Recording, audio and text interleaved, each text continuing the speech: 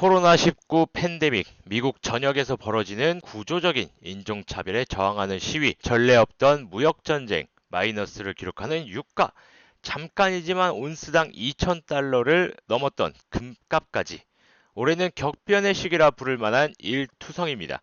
예전에는 상상하기도 어려웠던 일이 잇따라 일어나며 이미 우리는 새로운 시대를 살고 있는지 모르겠습니다. 앞서 열거한 사건에 비하면 겉으로 보이는 충격파는 덜할지 모르지만 장기적으로는 엄청난 변화를 몰고 올 수 있다는 발표가 지난주 있었습니다. 지난달 27일 미국 연방준비제도의 제롬 파월 의장은 물가 상승률이 원래 제 목표치인 2%를 웃돌더라도 이를 당분간 용인하겠다고 발표했습니다. 단기적으로 인플레이션이 발생하더라도 이를 억제하기 위해 기준금리를 올리지 않겠다라고 밝힌 것이죠. 처음에 별로 특별한 의미를 부여할 것 없는 발표처럼 들렸습니다. 금리를 올리면 이자 부담이 커지는데 미국 정부의 정부 부채는 현재 역대 최고 수준입니다. 웬만한 인플레이션으로는 연준이 나서서 금리를 올리지 않을 거라는 건 누구나 예상할 수 있는 일이었습니다. 그러나 파월 의장의 발언은 전 세계에서 가장 영향력이 큰 중앙은행의 역할에 관해서는 대단히 파격적인 발언이었습니다. 단지 수익률에 영향을 미치는 금리뿐 아니라 연준의 역할에 관한 근본적인 변화를 불러올 수 있는 대목이죠. 바로 이 변화가 직간접적으로 암호화폐 시장에도 영향을 미칠 것입니다. 미국 연준이 생겨난 지 이제 겨우 100년이 좀 더 지났다는 사실을 잊지 말아야 합니다. 연준은 그렇게 유구한 전통을 지닌 기관이 아니라는 말입니다. 지금은 물론 전 세계 경제가 부채와 상호 관계를 다시 측정하고 조정하는 시기인 만큼 연준의 역할이 막중하지만 상황은 얼마든지 바뀔 수 있습니다. 연준의 역할 변화가 암호화폐 시장에는 어떤 영향을 미칠까요? 비트코인의 역사적인 첫 거래가 일어난 2009년은 모두 알다시피 중앙은행의 역할이 또 한 번 근본적으로 조정되던 시기였습니다. 시장 전체가 불안정했지만 여전히 기본적인 기간과 구조는 변할 리 없다는 자만이 팽배했던 시기였죠. 10년이 지난 지금의 상황도 비슷합니다. 우리가 금융과 시장에 관한 사실이라고 알고 있던 많은 것에 물음표가 붙었습니다. 그렇게 될 리가 없다고 여겼던 일들이 버젓이 일어나고 있죠. 전 세계 경제를 떠받치던 문지기 역할을 해줄 것으로 기대되던 중앙은행들은 오히려 빠르게 변화하고 재조정되는 세상에서 어떤 역할을 해야 할지 갈피를 못 잡고 우왕좌왕하고 있습니다. 암호화폐 업계에 있는 우리에겐 이렇게 새로운 현실이 몇 주마다 하나씩 갑자기 튀어나오는 걸 지켜보는 일이 별로 낯설지 않습니다. 당장 지난 며칠 사이에 일어난 일만 봐도 그렇습니다. 증권거래위원회는 블록체인 기반 증권 토큰을 활용한 기업 공개를 처음으로 승인했습니다.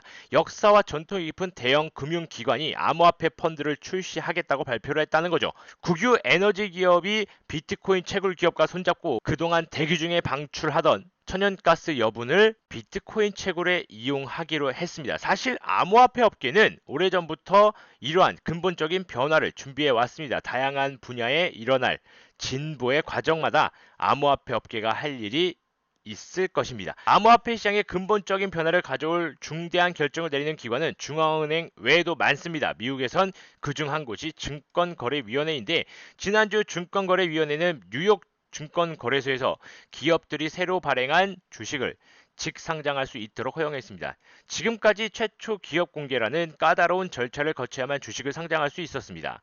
직상장할 수 있는 주식은 내부자가 보유한 주식만 가능합니다. 증권거래위원회의 이번 결정으로 인해 회사들은 IPO를 거치지 않고도 공개시장에서 자금을 조달할 수 있게 됐습니다. 물론 여전히 지켜야 할 요건이 있었지만 IPO에 비하면 훨씬 절차가 간소화됐습니다. 이번 발표는 특히 암호화폐 시장의 중요한 결정일 수 있습니다. 이미 몇몇 유명 암호화폐 기업들은 기업 공개를 준비하고 있다라는 소문이 있습니다. 이제 IPO를 거치지 않고 직상장이 가능해지면 규모가 상대적으로 작은 블록체인 스타트업들도 더 쉽게 자금을 조달할 수 있게 되죠. 투자자들 규제 당국의 감독을 받는 시장을 통해 암호화폐 기업을 더 쉽게 만날 수 있습니다. 증권거래위원회는 또 공인투자자의 정의를 40년 만에 처음으로 더 확대했습니다. 증권거래위원회는 또 처음으로 증권 토큰 상장을 승인했습니다. 이 결정이 훨씬 더 중요한데 지브롤터의 닉스라는 회사가 암호화폐 거래소 설립을 준비하면서 토큰 1억 3천만 개를 발행할 계획을 승인받았습니다. 닉스의 증권 토큰을 보유한 이들은 거래 시에 할인을 받을 수 있으며 회사로 유입되는 현금의 일부를 받게 됩니다.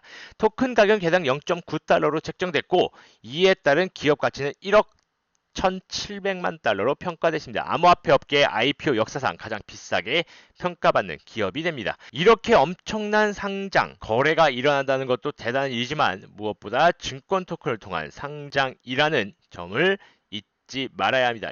이 토큰은 이더리움 블록체인에서 발행되고 유통됩니다. 이더리움 블록체인에서 쓰이는 토큰을 이용한 개인 투자자도 얼마든지 참여할 수 있는 기업 공개가 증권거래위원회의 승인을 받은 것입니다. 이를 통해서 암호화폐 업계의 기본적인 역량이 시험대에 오르게 되겠지만 어쨌든 이 자체가 엄청난 혁신입니다.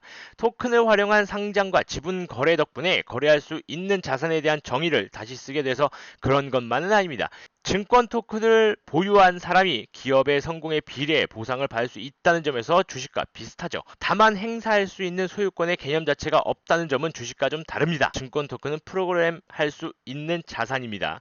즉 증권 토큰을 활용하면 각종 할인 등 이점과 특권을 보유자들에게 훨씬 수월하게 부여할 수 있다는 겁니다. 또한 고객 신원 확인 절차를 거친 검증된 투자자만 토큰을 보유할 수 있다는 점도 중요하죠. 블록체인 기반 토큰 판매나 거래를 경계하던 규제기관에도 이런 결정은 아주 큰 의미가 있습니다. 특히 증권거래위원회는 그동안 새로운 자산이나 사업 모델을 지지하고 이해하기보다는 기존 규정을 적용해 처벌하거나 진입장벽을 높게 쌓는 상대하기 까다로운 규제기관이라고는 평가를 받아왔습니다. 연준이 인플레이션을 용인하겠다고 발표한 뒤 실제로 채권 수익률은 곧바로 높아졌습니다. 그러나 달러는 물론이고 비트코인과 금값도 파월 의장 발언 전과 거의 비슷한 수준을 유지했습니다. 지난달 초 기록한 사상 최고가 온스당 2061달러에는 미치지 못했지만 금값도 3월에 비하면 30%나 올랐습니다. 비트코인은 역대 최고가에는 한참 못 미치지만 3월 12일 기록한 올해 최저가보다는 3배 비싼 값에 거래되고 있습니다. 금과 비트코인은 모두 달러에 대한 해지 수단을 여겨지면서 두 자산 가격의 상관관계도 계속 높아지고 있습니다. 반대로 비트코인과 미국 달러의 상황관계는 계속 낮아지고 있죠. 단순히 계산해보면 달러 가격이 내리면 달러로 표시한 비트코인 가격은 오르게 됩니다. 그렇다면 다른 통화로 표시한 비트코인 가격은 어떻게 될까요?